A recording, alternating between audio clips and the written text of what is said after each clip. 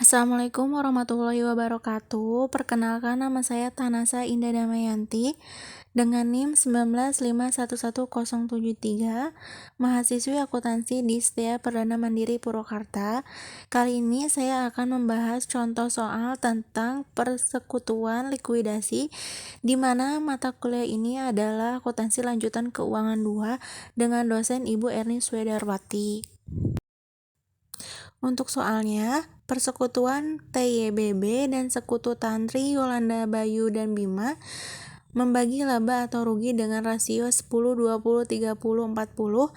Pada tahun 2020, persekutuan tersebut sepakat untuk dilikuidasi secara persekutuan per Desember 2021 adalah sebagai berikut. Untuk neracanya, persekutuan TYBB neraca per 31 Desember 2021.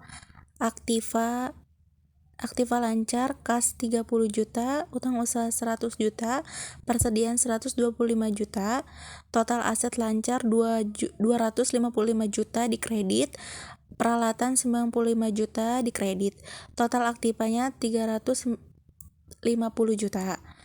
Kewajiban dan modal, kewajiban utang dagang 90 juta, utang tantri 15 juta, total hutang modal Tantri 30 juta, modal Yolanda 50 juta, modal Bayu 75 juta, modal Bima 90 juta, jadi totalnya 245 juta.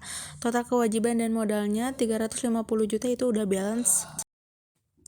Untuk catatan, jika dalam likuidasi tersebut semua aktiva non-kasnya dapat direalisasi sebesar 90 juta, semua utang dilunasi dan sisa kas dibagikan kepada para sekutu sesuai dengan rasio laba atau rugi, diminta buat laporan likuidasi dan jurnal yang diperlukan.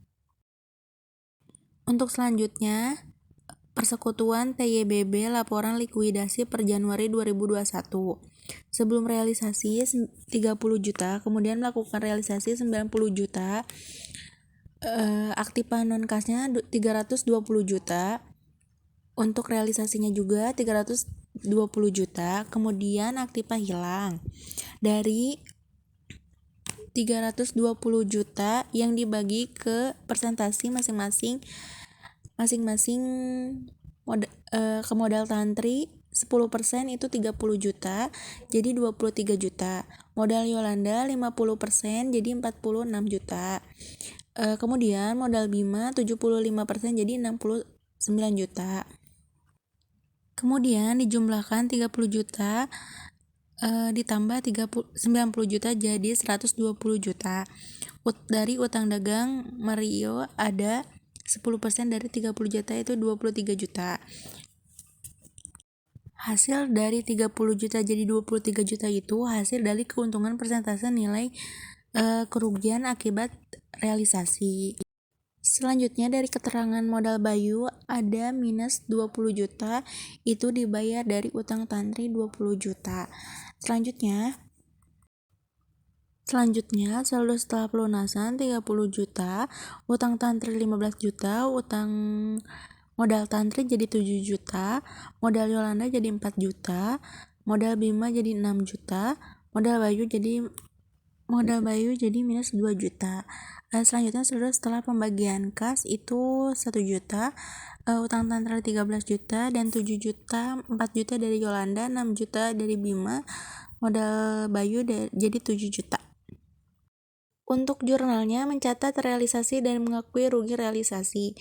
Kas 90 di debit, pi utang usaha 100.000 di kredit, perlengkapan 125.000 di kredit, peralatan 95 juta di kredit, utang Tantri 30 juta di kredit, modal Yolanda 50 juta di kredit, modal Bima 75 juta di kredit, modal Bayu 90 juta di kredit. Untuk jurnal selanjutnya mencatat pembagian kas. Utang Tantri 13 juta di debit, modal Yolanda 4 juta di debit, modal Bima 6 juta di debit, modal Bayu 2 juta di debit. Kas di kredit 25 juta. Mencatat pembayaran utang dagang 90 juta di debit, kas di kredit 90 juta.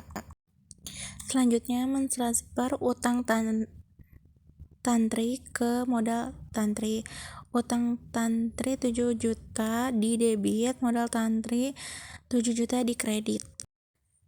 Sekian penjelasan soal dari saya. Mohon maaf bila ada salah-salah kata. Saya ucapkan terima kasih. Wassalamualaikum warahmatullahi wabarakatuh.